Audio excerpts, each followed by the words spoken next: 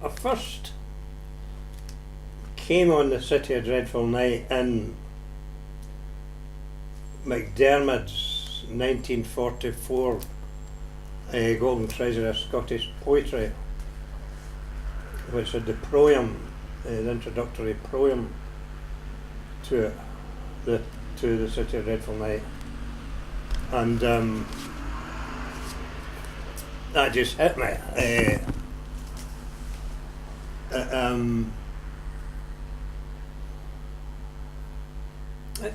It really just hit me. Almost as if somebody was speaking to me, or the whole nature of the thing, of the address in the poem, was so specific and particular that it grabbed me in a way that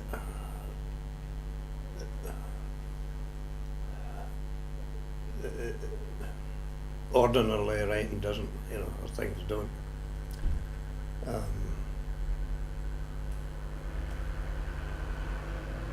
Surely I write not for the hopeful young, or those who deem their happiness of worth, or such as pasture and grow fat among the shows of life, and feel nor doubt nor dearth, or pious spirits with a God above them to glorify and sanctify and love them, or sages who foresee a heaven on earth.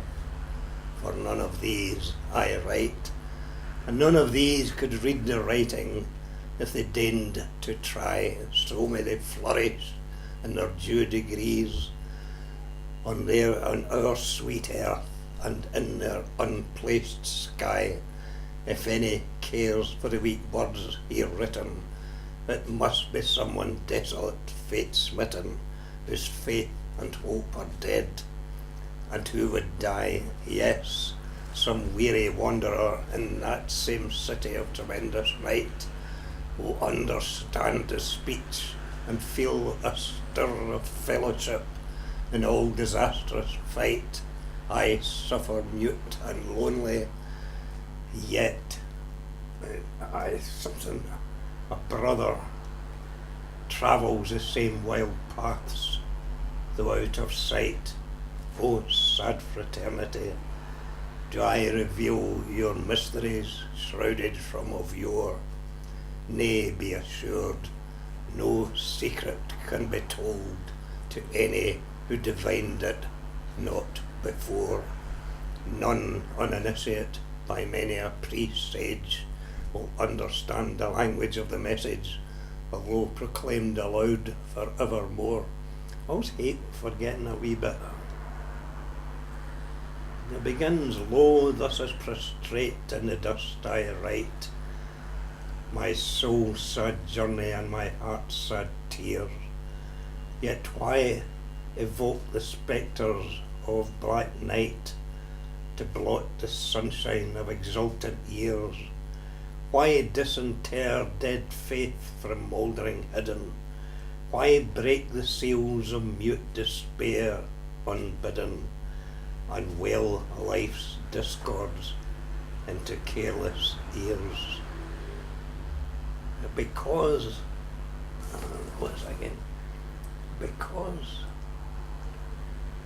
a cold rage seizes one at whiles, to show the bitter old and wrinkled truth, stripped naked of all vesture that beguiles, false modes, false hopes, false masks and modes of youth, because it gives some sense of power and passion, because it gives some sense of power. I've lost that wee bit.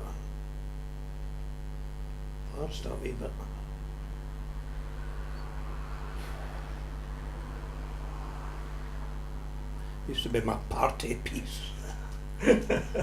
A bit like Jude the Obscure reciting the Credo in Latin or something. It didn't exactly make you the life and soul of the party, I have to say.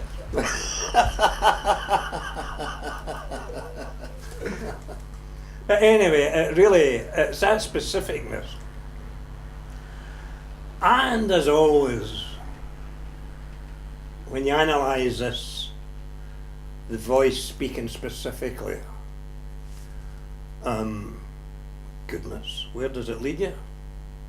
It can lead you to the phonetic poems, for goodness sake. It could lead you to the Good Thief if you want. But no, this is different. It led me in the first chapters of that, thinking off the top of my head, of the book when I was writing it.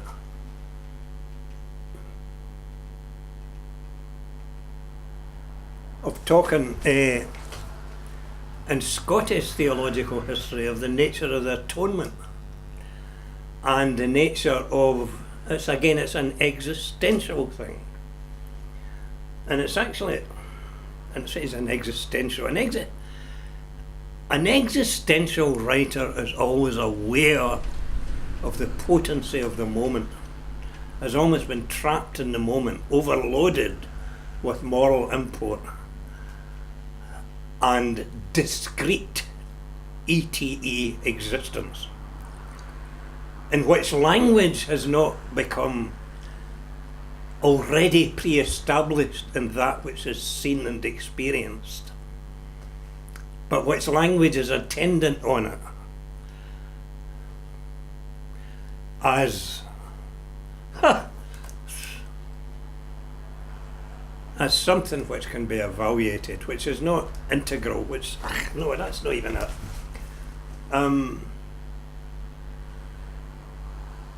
But that poem was speaking from within the moment, and actually almost saying, you know the moment yourself, and if you don't, nobody's ever going to tell you about it. Because you're right, if you've never been in that moment, you know, keep on trucking, pal, you know, Chelsea's playing Aston Villa at Dundee, you know, on you go, you know. You'll think the moment's extra time. You know. You'll think it's a penalty shootout. I'm afraid that's a poor substitute. Some of us would welcome it. Now, again, to where these things can lead.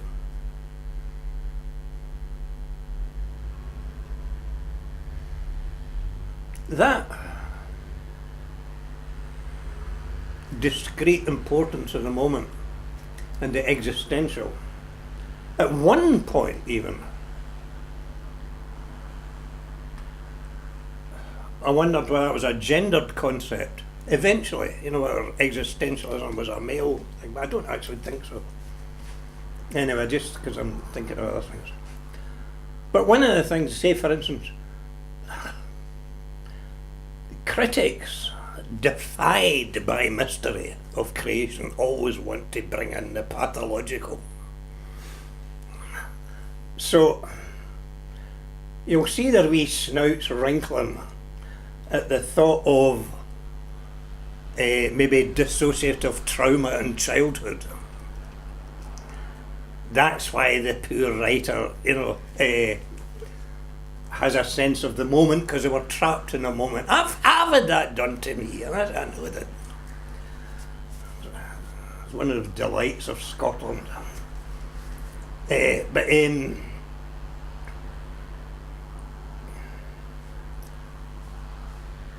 there's that, or else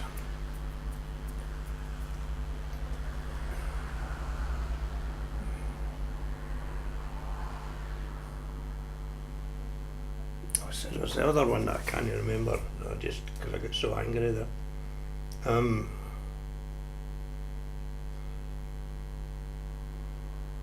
But the note, I keep seeing these things, and it's where it had import in my book. The notion between the moment and the kinesis of narrative. Once you have the kinesis of narrative, then identity can do its merry dance as part of the team.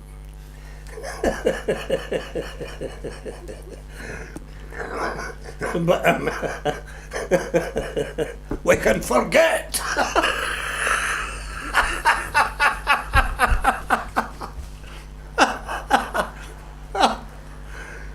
We can be a sea of bonnets on a terracing, or worse, you know.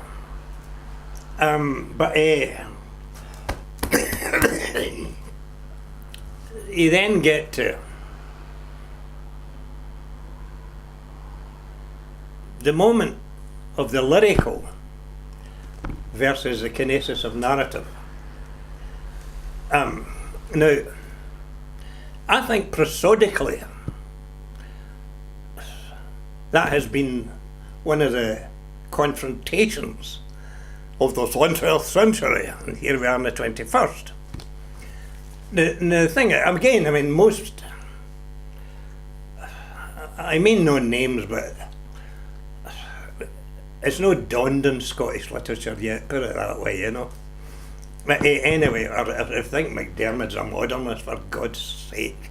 He's a great poet and writer, but he's a narrative writer. Although he's done like, okay, but blah blah.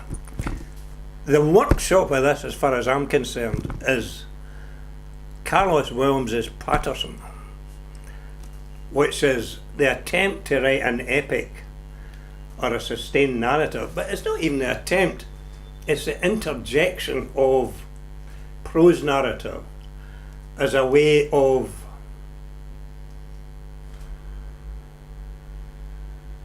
breaking both AKE and EAK. I need to, that's what I mean, but sometimes I just have to write to find out.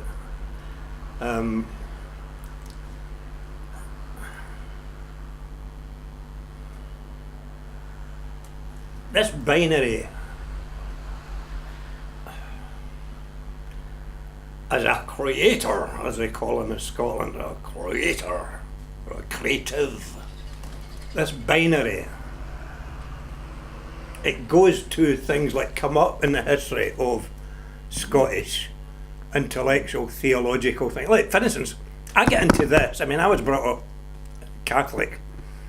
I knew nothing about Protestant or any other religious thing, you know, until I was in my late teens. But I mean,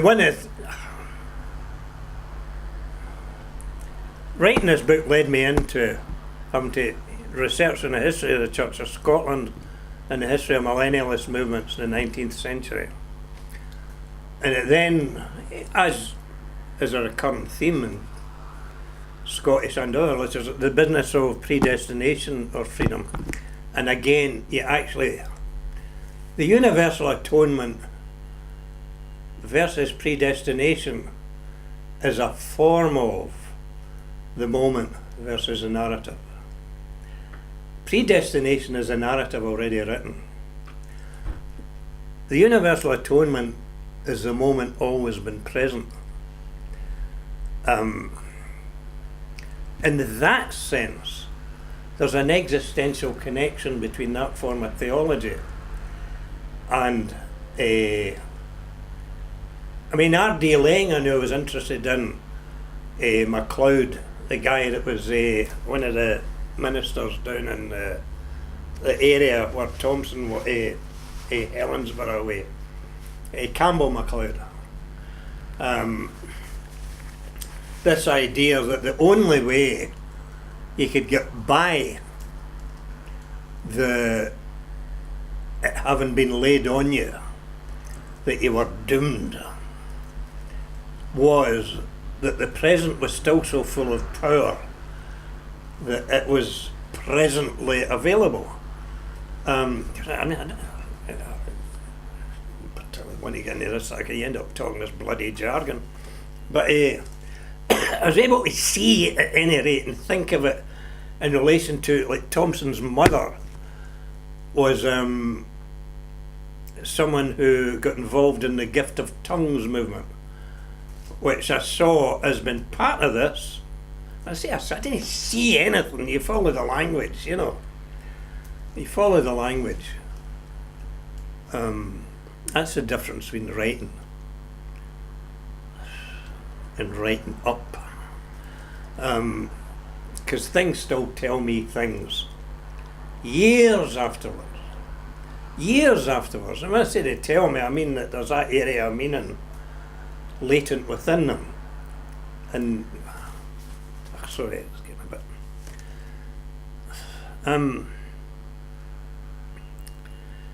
I know where it was. This brings to the moment that pathologists could say, well, that's disassociation. Perhaps we've been disassociated in childhood or in war, you know, shell shock, whatever. Another form of dissociation, because there's Thomson the alcoholic, and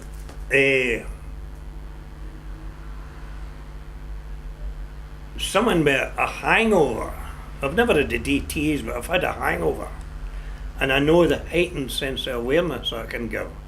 And some of Thomson's poems about insomnia seem to me they could have, you know, an alcoholic interpretation of them as well, you know, in a physical sense. But a deeper sense, or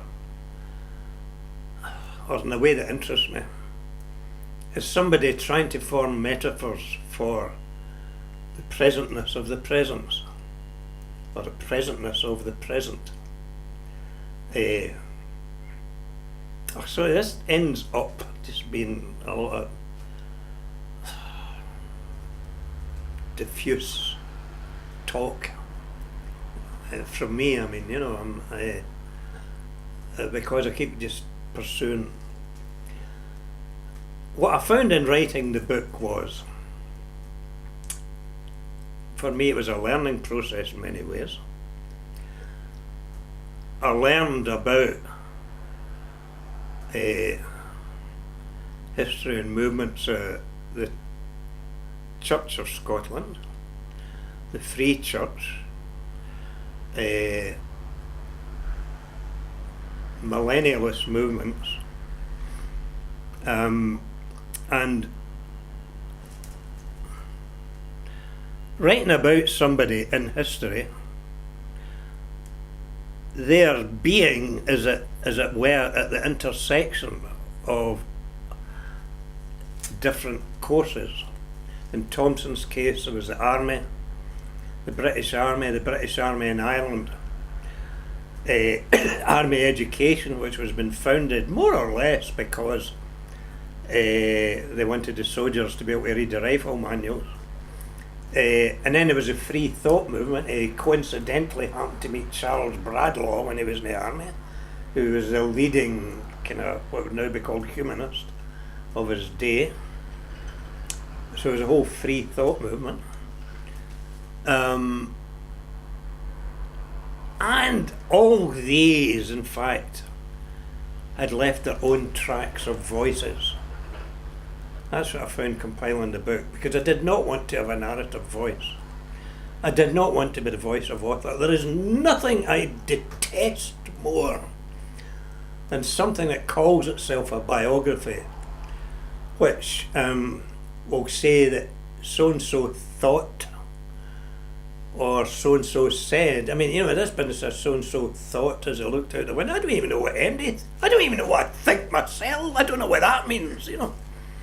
But apparently it's what used to be called romantic biographies are now called biographies. It's just like what used to be called synthetic Scots is now called Scots. It's now called our language. But all these I found, and it's to do with power, because that's also what always interests me. The nature of language as a colonising force, and the nature of, see, Eddie Morgan, you know, in his praise of McDermott, says you took the courage to name things, and in my essay in Williams I say, aye, well, you know, but could talk about sound as well as naming. It's a case of at what expense, you know. At whose expense or at what expense do you name? And not to name, I mean, both McDermott and Morgan are anti-Kierkegaard. You see that in their different... what was it? I mean, I think McDermott says he wouldn't like to be killed by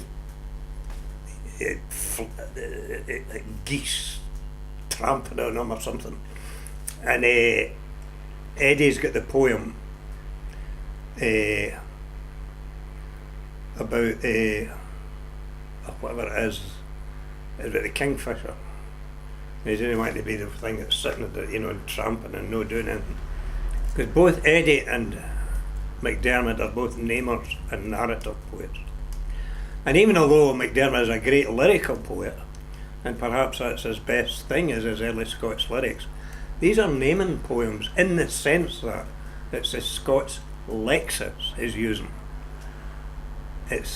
He has taken the courage to get names for different places to make the particular sound that he does. Whereas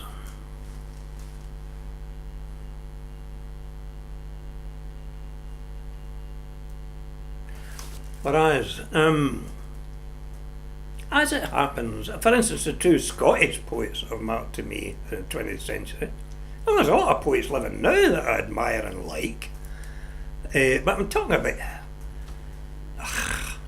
who lives in your heart, to put it that way, you know, and who lives in your mind. Who do you go to bed with, in the sense as you'd read them in bed, you know, I'm talking about, you know, that's, for most of my things, they're musicians, they're composers actually, but anyway, or who's speaking to your own development as an artist or whatever. It'd be Sidney Graham, and although I disagree with him on a number of things and don't like somebody, so Ian Hamilton Finlay, but both of them are addressing language in different ways. As a, not to be some tinkering about with language because, you know, oh, well, there's nothing else to look at. It's because it's their way of having to go to first principles to see about their living in the world. And even although, I mean, like, I was even looking at a thing on YouTube where Finlay, I mean like the way Finlay talks, I don't like the way he odds on his vowels. It's like a snowball coming down a window, you know. But his work is he's addressing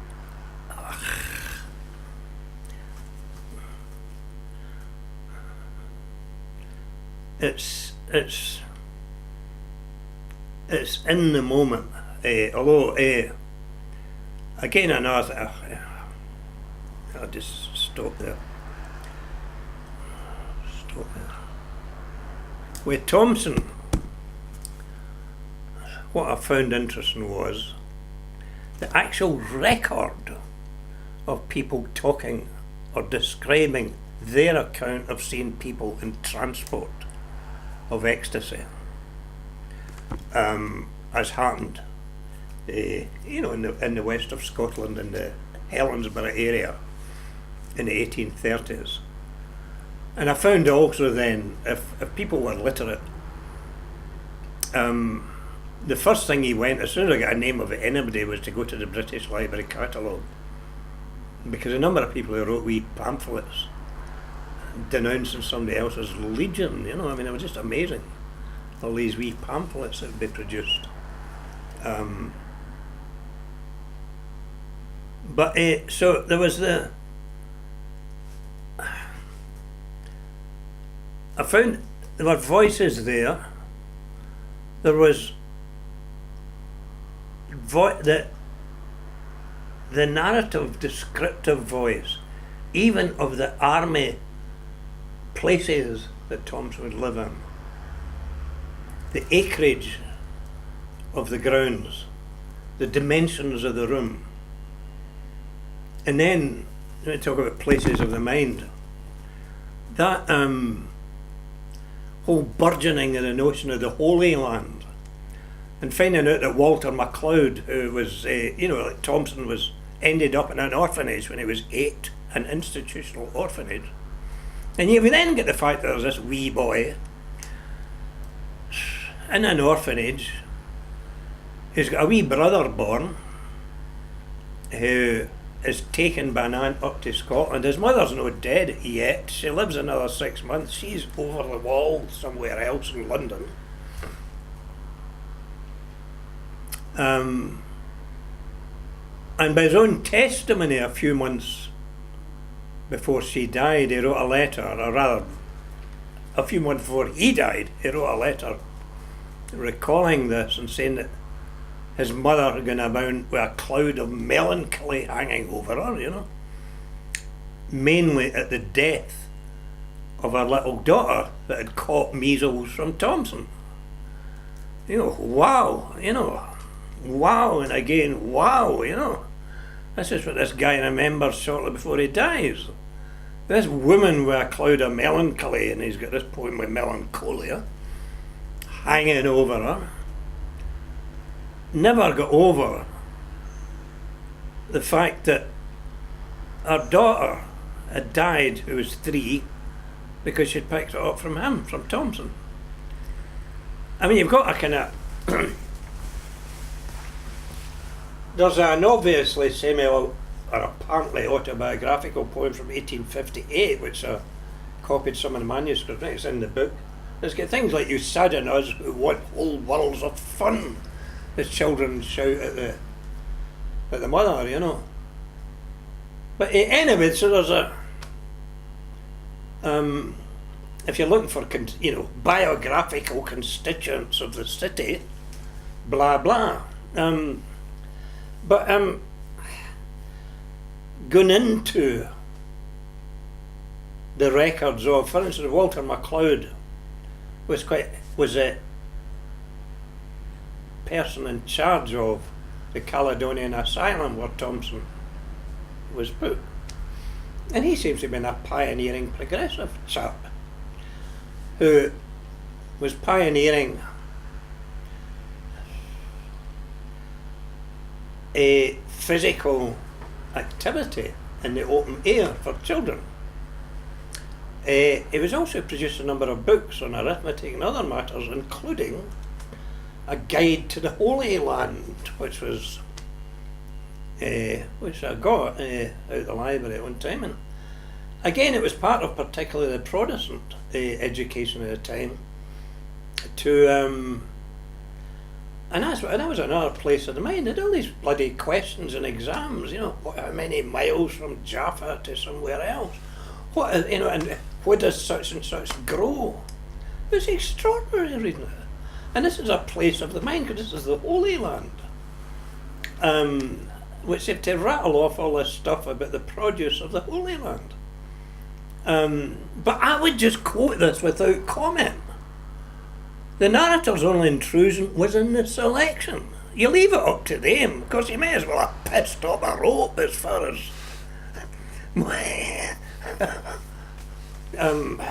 but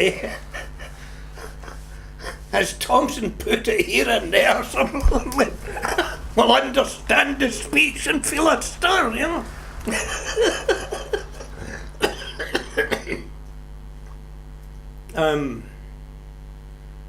And he makes a reference in his letters to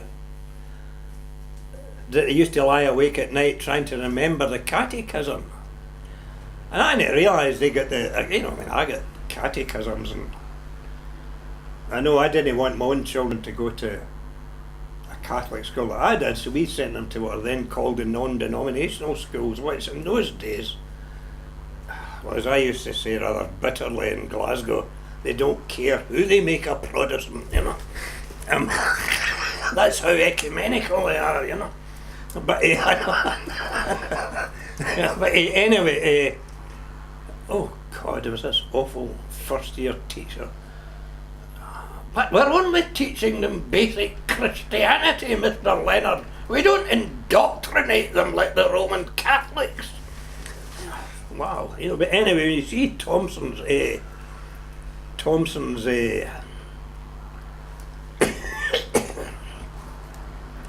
catechism answer, that was revelatory. But this wee child was something to learn. But so Thomson's voice as a writer comes into this, and Thomson's voice as a letter writer comes into it. And it's basically meant to be a conjugation of these that you follow. And that's how, when you were asking about these chapters with the City of Dreadful Night in it, what I did then was present the poem, but rather than have the whole poem presented, chunks of it I would transcribe into third person narrative using information in the poem itself. And the only time then I was able to become, there were two things here. The only time I was able to become the writer was after he was dead. And that's how, in the very last chapter of the book, having got him dead, having lined up all the quotes from,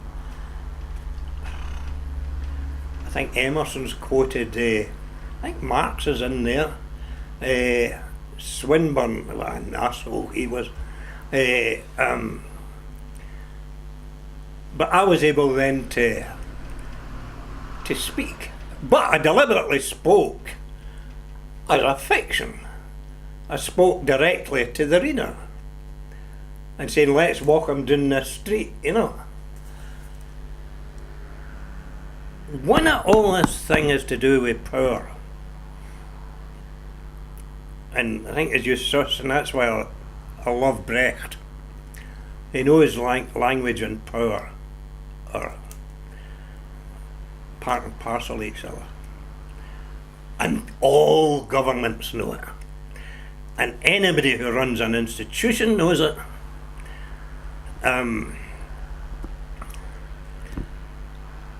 The proudest thing I was of this book, and I never talk about being proud of my books. Yeah, rubbish.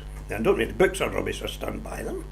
Blah blah blah. But they're good or bad not to do it.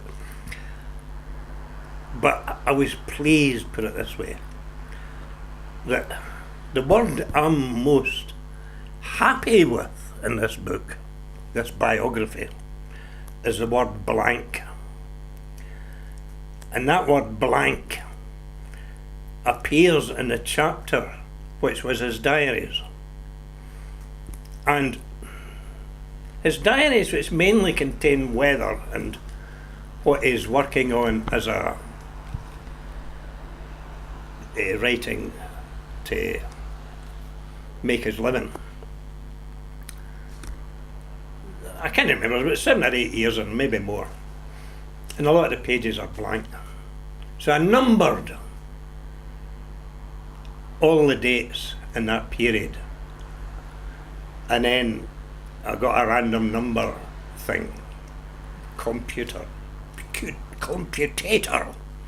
on the net, and presented the results. A number of those results, there was nothing on the page. It was blank. So I put that in, such and such a day, blank. So Thomson got away that day. Thomson had it to himself. No, but in real terms what it was there was no overbalance of power to me as against him. There was an equality of power. And in the days that were blank, as it were, his power was absolute. As it was, and as it always must be.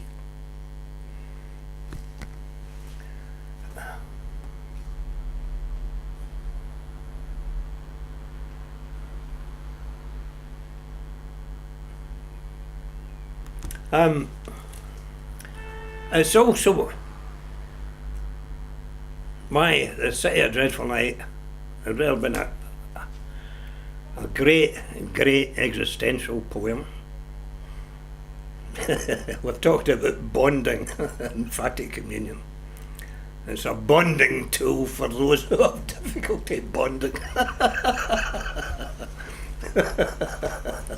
But not really, because it's almost like it's as if it's a it's something for the kind of ontologically disabled or something, and that's not true. But it's the way Beckett, certainly, The City of Dreadful Night in some ways, you could say is the most pessimistic poem in the English language to say, you know, one of these sort of portentous phrases. But I see it as optimistic. It's optimistic that even then he believed the world didn't stop at him. Even then there was somebody else, you know.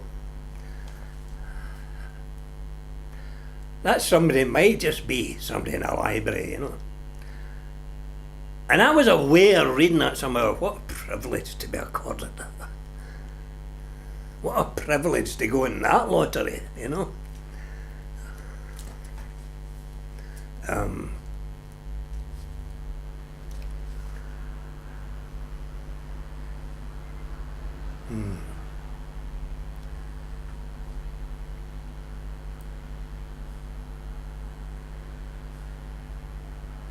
And some of his other work is, I mean, the things he says in his prose, some of them, well, what he says about royal commissions, I mean, a means by which, you know, you just forget about something for a few years. Oh, he says a lot more wittily.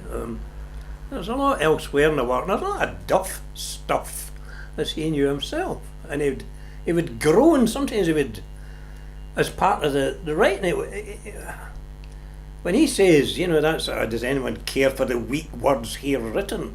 He'll say that again. He'll say it in Insomnia, which again, you know, is almost really, you know, it gets very close to being.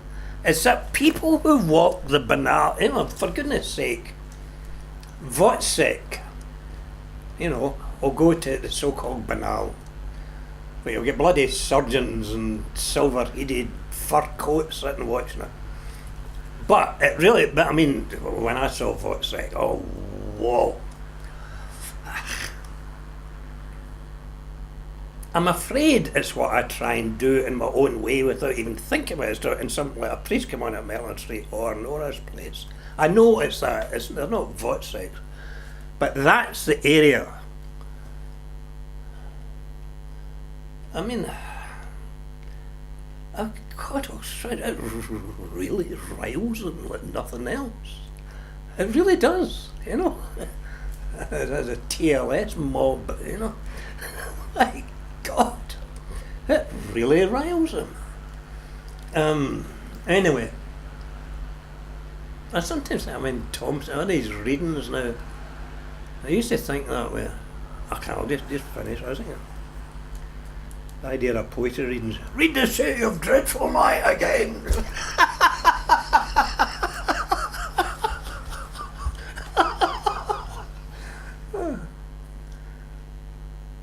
I just finished.